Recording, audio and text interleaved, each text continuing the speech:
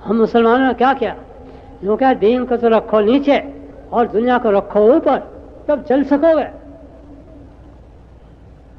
ہاں، جب دکان سے فرصت ملے تو پڑھو نماز، چاہے گھر میں پڑھ لو چاہے مسجد میں جا کے پڑھ لو،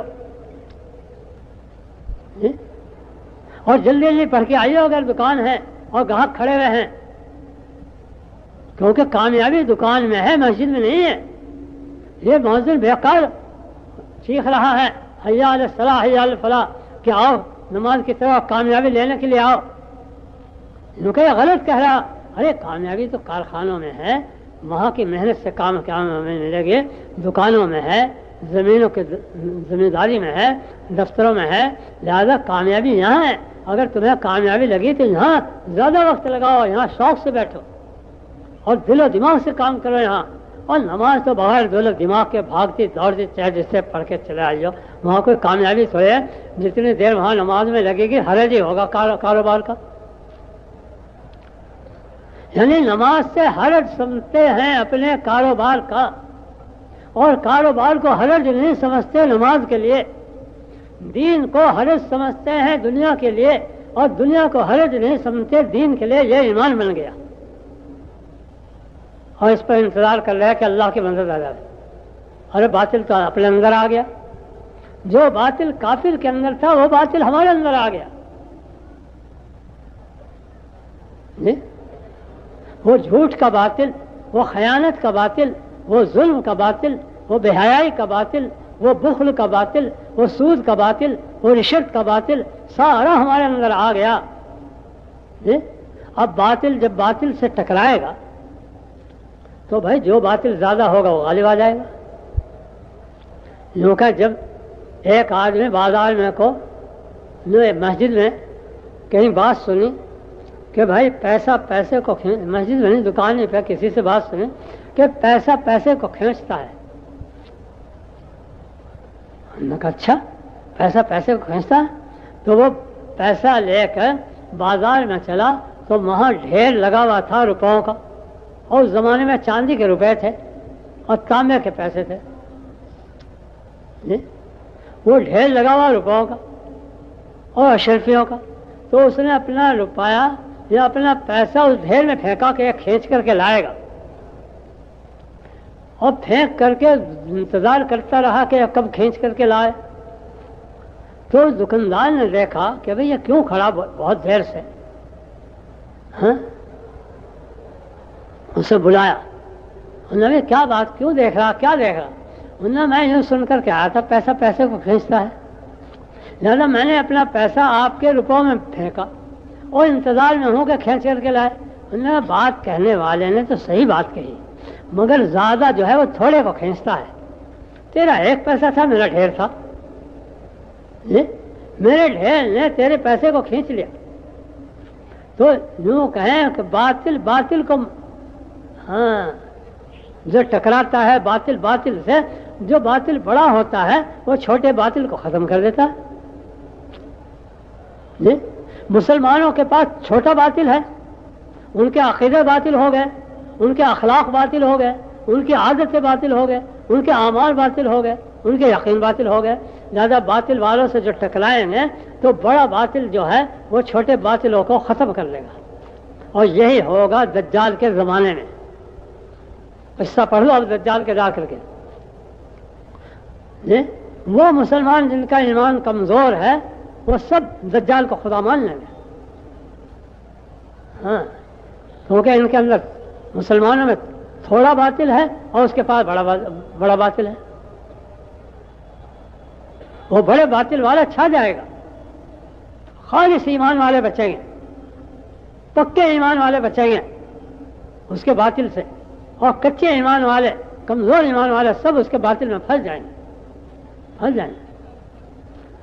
کیونکہ یاجوج ماجوج جو نکلیں گے، کیونکہ وہ ایسا باطل ہوگا کہ اس کا مقابلہ تو نہ ایمان والے کر سکیں اور نہ دوسرا باطل والے کر سکیں، کیونکہ یاجوج ماجوج پہ نہ تو ایٹم بم کام کریں گے، نہ مشین گنیں، نہ توپیں، نہ بندوقیں، کوئی چیز، نہ گیس، کوئی چیز ان کو مارنے کے لیے اللہ نے ایجاد ہی نہیں کی۔ اللہ نے انسانوں سے کوئی چیز ایجاد نہیں کرائی جو یاجوج ماجوج کو مار دے، تو کیا حکم دیں گے اللہ تعالیٰ؟ جب یہ دیکھیں گے کہ ہم نے کوئی چیز ایسی نہیں ایجاد کرائی اور مومنوں کو بھی ایسی طاقت نہیں دی کہ جو اس کا مقابلہ کر لیں، لہذا حضرت عیسیٰ علیہ السلام اترے ہوئے ہوں گے، ان سے فرمائیں گے کہ میرے مومنین بندوں کو لے کر طور پر چلے جاؤ۔ طور پہاڑ ہے جہاں موسیٰ علیہ السلام کو نبوت ملی، اللہ نے کلام کیا، وہاں چلے جاؤ، کیونکہ میں اب ایسی قوم کو نکالنے والا ہوں کہ جس کا کوئی مقابلہ انسان نہیں کر سکتے، نہ ایمان والے نہ غیر ایمان والے، کوئی مقابلہ نہیں کر سکتے، ایسی قوم کو نکالنا یاجوج ماجوج کو۔ تو عیسیٰ علیہ السلام ایمان والوں کو لے کر طور پر چلے جائیں گے۔ جب یہ حدیث بیان فرمائی تو صحابہ کو ایک مسئلہ پوچھنا پڑ گیا، کہنے لگے یا رسول اللہ ہم نے تو یوں سنا ہے کہ طور پر گھاس بھی نہیں اگتی، پھلدار درخت تو کیا ہوئے ہیں، وہاں تو کھیتی بھی نہیں، گھاس بھی نہیں، وہ تو جلا ہوا پہاڑ ہے جو تجلی سے جلا، اس پر انسان یہ ایمان والے بغیر کھائے پیے کیسے زندہ رہیں گے؟ یہ مسئلہ آ گیا۔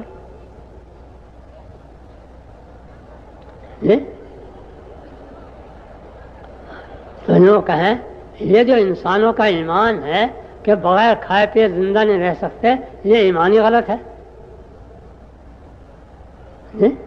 اللہ تعالیٰ تو بغیر کھلائے پلائے بھی زندہ رکھ سکتا ہے۔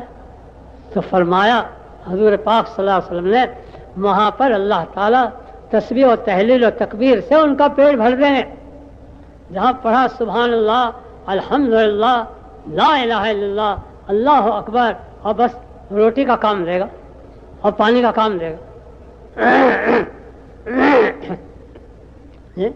جو فرشتوں کو بغیر کھلائے پلائے تسبیح سے زندہ رکھ رہا ہے وہ انسان کو نہیں رکھ سکتا۔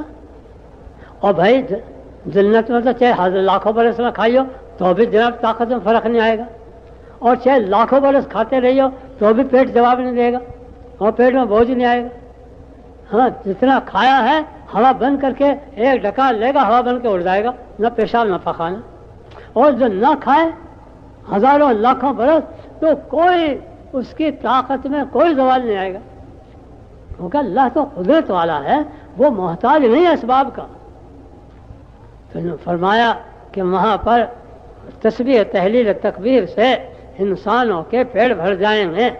چنانچہ عیسیٰ علیہ السلام جب ان کو لے کر وہاں پر پہنچ جائیں گے اور یاجوج ماجوج فساد پھیلاتے ہوئے اور سب چیزوں کو کھاتے ہوئے اور پہنچیں گے، جیسے رات سنا ہوگا آپ نے کل قصہ مولانا محمد عمر صاحب سے، وہ تیر بھی برسائیں گے آسمانوں کی طرف اور کہیں گے زمین والوں کو تو مار دیا اور آسمان والوں کو بھی مار دیا، اب ہم نے جب خون میں بھرے ہوئے تیر آئیں گے اللہ تعالیٰ امتحان لیں گے تو اللہ تعالیٰ پھر اپنی قدرت سے ماریں گے، دنیا کی طاقتوں کو فیل کر دیں گے ان کے مقابلے میں۔ اب اپنی قدرت سے ان کی گردنوں میں ایک پھنسی نکالیں گے سب کی گردنوں میں، اور وہ ایک آن میں ایک گھڑی میں سارے کے سارے مر جائیں گے، ہم نے قدرت سے مار دیں گے۔ تو میں خیر یہ بات کہہ رہا تھا میرے دوستوں، دیکھو حق جو غالب آتا ہے وہ دعوت سے آتا ہے، اعمال سے نہیں آتا۔ اعمال کتنے تم کرتے رہو، اعمال کو تو شیطان نکال دیتا ہے اعمال سے اور اعمال کی طاقتوں کو گھٹا دیتا ہے۔ جیسے آج ہم مسلمانوں کے اعمال کی قوتوں کو گھٹا دیا کہ ہمارے اسلام کو اور ہمارے دین کو ہم نے ہی دنیا اوپر کر دی اور دین کو نیچے کر دیا۔ آج ہمارا دین ہم نے کیا اپنے گھروں میں، اپنے کاروبار میں، انہوں نے کیا جو نمازی ہیں، جو خوب روزے دار ہیں، جو زکاتیں دیتے ہیں، جو حج کرتے ہیں، انہوں نے دین کو نیچے کر دیا۔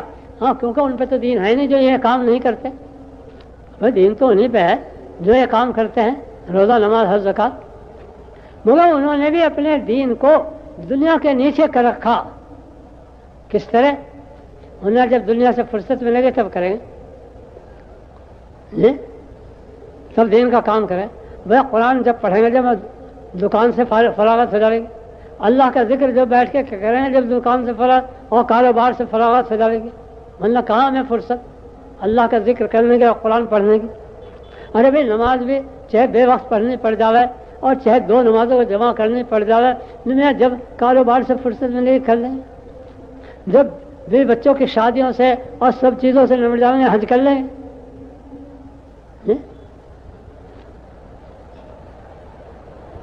تو دین والوں کا دین بھی نیچے ہے اور ان کی دنیا اوپر ہے. نماز پڑھانے کے کہو کہ بھائی جنت ملے گی، انہیں بھی جنت تو اللہ کے ہاتھ میں ہے. میں تو یوں بتاؤں تیرے ہاتھ میں کیا ہے؟ تو پیسے دے اگر نماز پڑھوانی، جو نماز نیچے ہوگی دنیا اوپر ہوگی. جی ہر چیز میں دنیا اوپر ہے دین نیچے، اس لیے کسی کے دین میں طاقت نہیں رہی. اور دین وہ کہے اب میرے اندر طاقت تو ہے نہیں، اب بتاؤ تیری مدد کروں کیسے؟ ایک واقعہ نقل کیا کتابوں میں کہ ایک آدمی شرابی تھا، کبابی تھا. اس کے ایک لڑکی تھی، اس لڑکی سے بڑی محبت تھی، بہت محبوب تھی. وہ بچپن ہی میں لڑکی بالغ ہونے سے پہلے ہی کہیں 8-10 سال کی عمر میں اس کا انتقال ہو گیا اور کوئی اولاد تھی نہیں. یہ اس کے غم میں راتوں کو روتا، پریشان ہوتا. تو ایک دن خواب میں آیا. کیا خواب میں آیا؟ کیا خواب آیا؟ کہ میں چل رہا ہوں اور میرے پیچھے ایک اژدہا بھاگ رہا، مجھے کھا لانا چاہتا ہے وہ اژدہا، وہ سانپ. راستے میں ایک بوڑھا آدمی ملا. میں نے کہا ارے بھائی میری مدد کر اور تو اس اژدہا سے، سانپ سے مجھے بچا کسی طرح. اس نے کہا بھائی میں تو بہت کمزور ہوں، میرے اندر طاقت نہیں جو میں اس سانپ کا مقابلہ کروں. لہذا سامنے جو پہاڑ ہے وہاں چلا جا، شاید تیری کوئی امانت ہو وہاں اور وہ تیرے کام آ جاوے آج. کیونکہ وہ پہاڑ پہ چڑھا اور پیچھے پیچھے سانپ بھی چڑھا، وہ اژدہا بھی. اور وہاں پہاڑ میں بہت سے چھوٹے چھوٹے مکان ہیں، ان میں سے کچھ بچے نکلے، نابالغ لڑکے بھی لڑکیاں بھی. اور انہوں نے شور مچایا ارے اس کی کوئی امانت ہے، آج اس کے پیچھے اژدہا اسے کھانا چاہتا ہے. کیونکہ وہ بھاگ رہا، اژدہا اس کے پیچھے پیچھے جا رہا، یہاں تک کہ ان کے شور کو سن کر اس کی وہ لڑکی جو مر گئی تھی بچپن میں وہ ایک مکان سے نکلی. اور اس نے جو دیکھا اپنے والد کو اور پیچھے اژدہا کو، تو اس نے والد کی گردن میں اپنی باہ ڈالی اور بایاں ہاتھ اس اژدہا کی طرف جو کیا، وہ اژدہا بھاگ گیا اور ختم ہو گیا، چلا گیا. اب اسے دم میں دم آیا. ابا جان کو سانس پھول رہا تھا، تھکا ہوا تھا، خوف تھا. خوف کچھ دور ہوا، ہراس دور ہوا، جان آئے. پوچھا اے بچی یہ اژدہا کیا ہے؟ انہوں نے کہا یہ آپ کے برے اعمال ہیں، یہ جو غلط اعمال آپ کر رہے تھے، ناجائز چیزیں کر رہے تھے، گناہ کر رہے تھے، یہ وہ گناہ ہیں. انہوں نے وہ جو راستے میں مجھے بوڑھا آدمی ملا تھا وہ کیا تھا کہ جس نے میری مدد نہیں کی، میں نے مدد چاہی. انہوں نے کہا وہ آپ کے نیک اعمال تھے. آپ کے نیک اعمال اتنے کمزور تھے کہ وہ ان برے اعمال کا مقابلہ نہیں کر سکتے تھے. جی نیک اعمال آپ کے کمزور جی اور برے اعمال آپ کے قوی. اب وہ کیسے مقابلہ کریں ان کا؟ قبر کے اندر بھی اگر اعمال کمزور ہیں تو وہ وہاں کے سانپ بچھو اور فرشتوں کا کی مار کا مقابلہ نہیں کریں گے. قبر کے اندر بھی